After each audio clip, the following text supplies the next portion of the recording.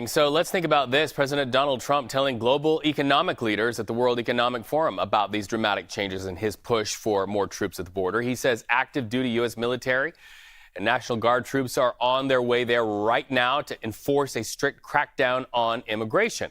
He also said, quote, to not allow our territory to be violated, close quote.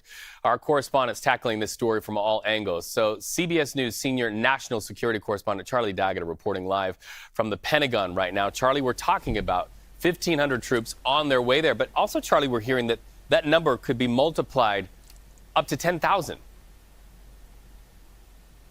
Yeah, we have been told in no uncertain terms that that number will be multiplied. We had a background briefing yesterday. That just give you some background on who exactly is going. So 1,000 Army personnel are already starting to go there. I checked this morning. Some of them are already on the way. They're sort of positioning themselves in Camp Bliss and El Paso in Texas, and then also in San Diego. In addition to that, there are 500 Marines.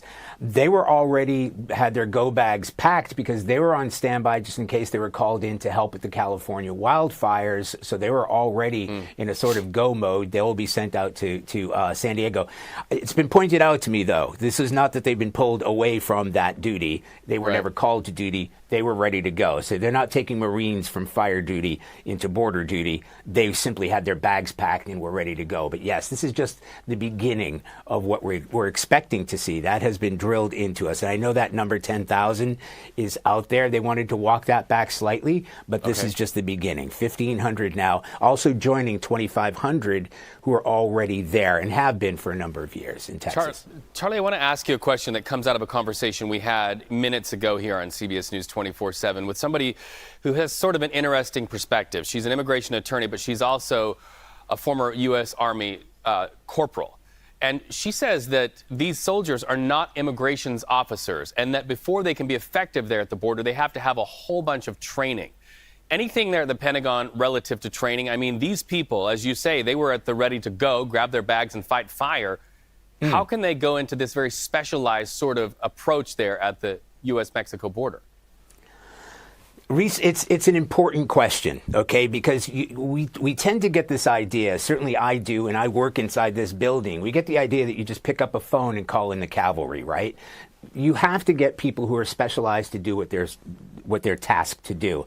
And nowhere else is that drilled down more than it is here with the military. You just don't send personnel into an area. So as we understand it, they are going in support of Department of Homeland Security.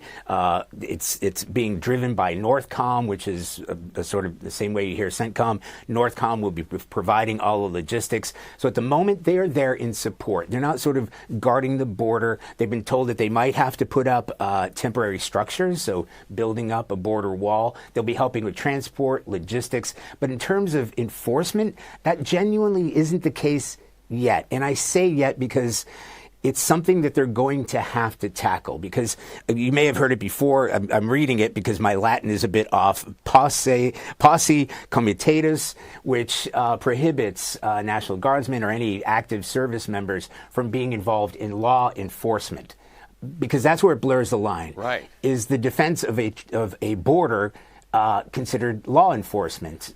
They're going to have to figure that out. It's not that that act hasn't been put on hold before. It's been done 30 times since it was enacted in 18-something or other. Most recently in the 1992 riots in L.A. when there was an insurgency. So you can enact active duty troops in a, quote, law enforcement environment, but that's a decision that needs to be made from the very top.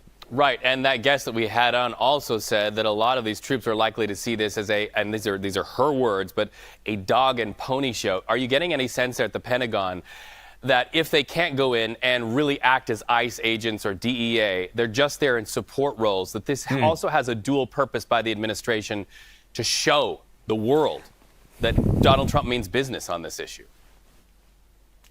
Well, Reese, in the conversations that I've had here, off the record and on background, there is a reason that the Trump administration has deployed the troops. And as the Pentagon has made patently clear for the past number of days they are here to serve the commander-in-chief under constitutional norms. So they're going to be supplying everything they can in terms of resources. But yes, this is a show of force, right? You want to see, the Trump administration wants to see the U.S. military, U.S. uniforms on the border. It's also, and there might be something in this, as a deterrent, right? If we suddenly, as it was termed to me, militarize the border, and you're trying to get in and you see, a racked up U.S. military there with a high presence. I mean, it would be a similar sort of deployment in a conflict zone that I'm more used to. When you militarize a place, you do have a high profile. That's the way they operate. It's also worth noting, by the way, there's going to be aircraft up, right? There's going to be armored personnel carriers. This is going to look like a defended area, for lack of a better word. National security correspondent Charlie D'Agata, thank you so much. We appreciate those words because we know Donald Trump calls immigration issues a national security issue. Thank you so much.